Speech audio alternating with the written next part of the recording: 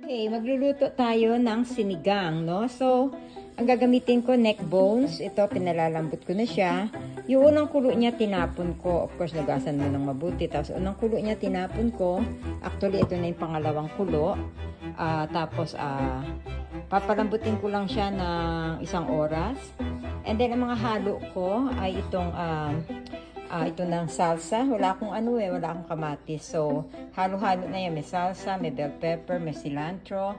And then, ang ating okra, ang lima beans, ang ating pangpaasim, tsaka flavoring kung kailangan, seasoning, and ang ating spinach. Okay?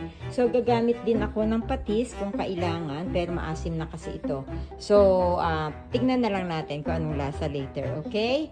See you back, guys. Okay, so habang pinalalambot natin yung ating sinigang na neck bone, nilagyan ko na siya nitong salsa natin, mga 4 to 5 na tablespoon, and then konting asin. Okay? So, balikan natin to after an hour, no? Okay. Okay, malambot na yung ating baboy. So, ihahalo ko na itong ating gabi.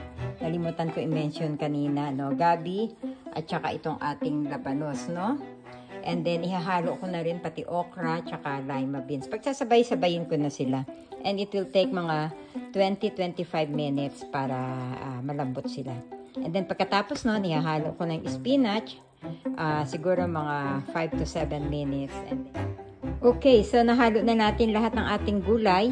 Hiniwalay ko yung karne kasi masyado na siyang malambot tsaka masyado na baka mag-apaw to, no? So, hintayin lang natin siyang lumambot. Medium high lang ako. Actually, medium low ito.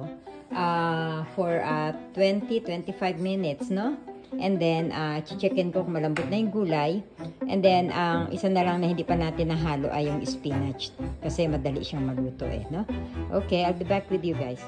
Okay, luto na ang ating sinigang.